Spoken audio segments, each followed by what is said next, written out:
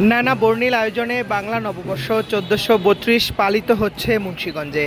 সোমবার সকাল ৮টায় জেলা প্রশাসনের আয়োজনে শহরের কোর্ট প্রাঙ্গণ থেকে শুরু হয় বর্ষবরণ আনন্দ শোভাযাত্রা। পরে এটি শহরের পুরাতন কাচারি হয়ে সুপার মার্কেট ঘুরে জেলা শিল্পকলা একাডেমির সামনে এসে শেষ হয়। শোভাযাত্রায় স্বতঃস্ফূর্ত অংশগ্রহণ করে বিভিন্ন শ্রেণী পেশার কয়েক শত মানুষ। মুন্সিগঞ্জের অর্থনৈতিক ঐতিহ্য আলুকে ফুটিয়ে তোলা হয় এই শোভাযাত্রায়। এছাড়া চিরায়ত বাংলার ঐতিহ্যের সাথে সামঞ্জস্য রেখে পালকি, হাত পাখা ও ঘোড়ার গাড়ি অংশ নেয় শোভাযাত্রায়। সোয়া ৯টার দিকে শিল্পকলা একাডেমি প্রাঙ্গণে ফিতা কেটে ও বেলুন উড়িয়ে লোকজ মেলা উদ্বোধন করেন জেলা প্রশাসক ফাতেমাতুল জান্নাত ও পুলিশ সুপার মোহাম্মদ শামসুল আলম সরকার।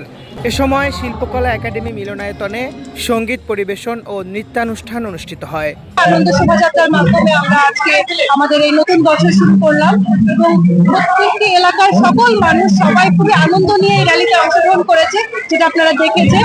এবং আমরা একটা লোকজ মেলা আজকে শুরু করলাম, দিনব্যাপী এই লোকজ মেলা চলবে এবং আমাদের মুন্সিগঞ্জের জনগণ এই মেলায় অংশগ্রহণ করবে এবং নতুন বর্ষকে তারা উদযাপন করবে।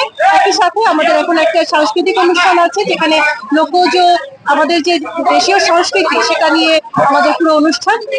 ইনশাল্লাহ আমাদের পরবর্তী জেনারেশন আমাদের নতুন বর্ষবরণ মানে শুধু তো বর্ষবরণ নয়, আমাদের লোকজ ঐতিহ্যকে উদযাপন।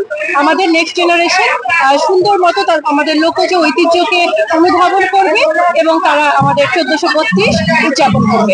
যে মেলা আমাদের নতুন করে যে শুরু হয়েছে, নতুন এই অন্তর্বর্তী সরকার আমাদের যে ব্যাপক সারা দেখেছেন আপনারা, যে সমাজের সর্বস্তরের লোকজন কিন্তু এই জায়গাতে অংশগ্রহণ করেছে, জেগে উঠেছে।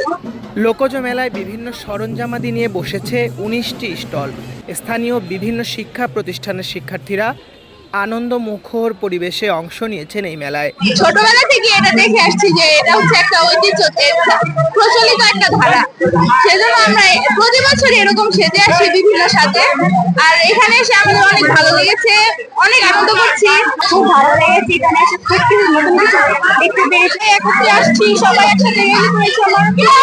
আমাদের প্রাথমিক বিদ্যালয়গুলোর ছাত্রছাত্রী এবং শিক্ষক বৃন্দ স্বতঃস্ফূর্তভাবে এই বর্ষবরণ আনন্দ শোভাযাত্রায় অংশগ্রহণ করেছেন। আমাদের শিক্ষক, অভিভাবক এবং সাহিত্যিক ব্যক্তিত্ব এবং অভিভাবক সবাই এখানে অংশগ্রহণ করেছে।